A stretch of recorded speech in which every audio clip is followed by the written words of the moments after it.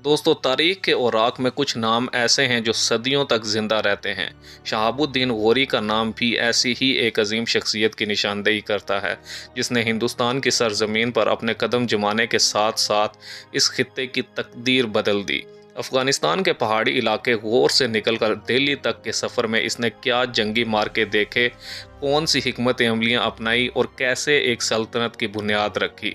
आइए आज की वीडियो में शहाबुद्दीन गौरी के ज़िंदगी के हर पहलू को तफसील से जानते हैं। दोस्तों, शहाबुद्दीन गौरी, जिसका असल नाम मोइज़ुद्दीन मोहम्मद गौरी था, 1150 में मौजूदा अफगानिस्तान के इलाके गौर में पैदा हुआ। गौरी ख़ानदान ने इस वक्त तरक्की की जब इसके बड़े भाई गियासुद्दीन गौरी ने गौर की हुकूमत संभाली।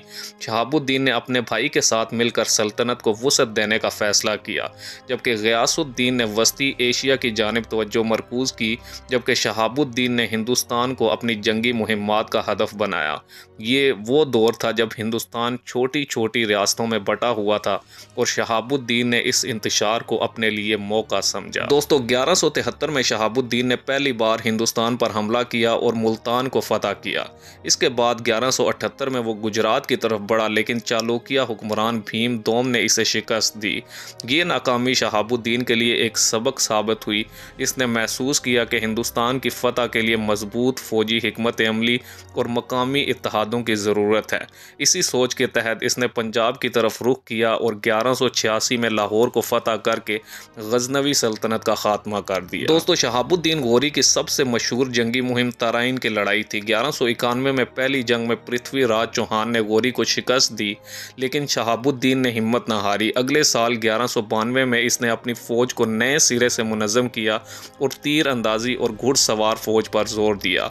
दूसरी जंग तराइन में पृथ्वीराज चौहान को शिकस्त हुई और यूं शुमाली हिंदुस्तान का दरवाज़ा शहाबुद्दीन के लिए खुल गया और इस फतह ने हिंदुस्तान में मुस्लिम हुकूमत की बुनियाद रखी। दोस्तों, फतूहात के बाद शहाबुद्दीन ने अपने वफादार जर्नैल कुतुबुद्दीन ऐबक को हिंदुस्तान का गवर्नर मुकर्रर किया, जबकि ऐबक ने बाद में दिल्ली सल्तनत की बुनियाद रखी।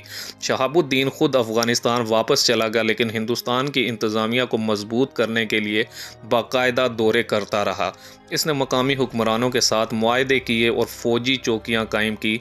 इसके दौर में हिंदुस्तान और वस्ती एशिया के दरमियान तिजारत और सकाफती तबादले बढ़े। दोस्तों, 1206 में शहाबुद्दीन गौरी को एक साजिश का शिकार बनाकर कत्ल कर दिया गया। बाज़ रिवायात के मुताबिक ये कत्ल खूंखार कबीले या इसके सियासी हरीफों ने किया। इसकी मौत के बाद इसकी सल्तनत इसके जर्नैलों में बढ़ गई, जिनमें कुतुबुद्दीन ऐबक सबसे नुमायाँ था। शहाबुद्दीन की फतूहात ने हिंदुस्तान में मुस्लिम हुक्मरानी का आगाज़ किया, जो कि बाद में दिल्ली सल्तनत और मुगलिया सल्तनत की शक्ल में सैकड़ों साल तक कायम रही। आज भी तारीखी किताबों में इसे हिंदुस्तान के अजीम फातिहीन में शुमार किया जाता है। दोस्तों, शहाबुद्दीन गौरी की कहानी सिर्फ फतूहात की दास्तान नहीं, बल्कि अज़म और हिकमत अमली की एक मिसाल है।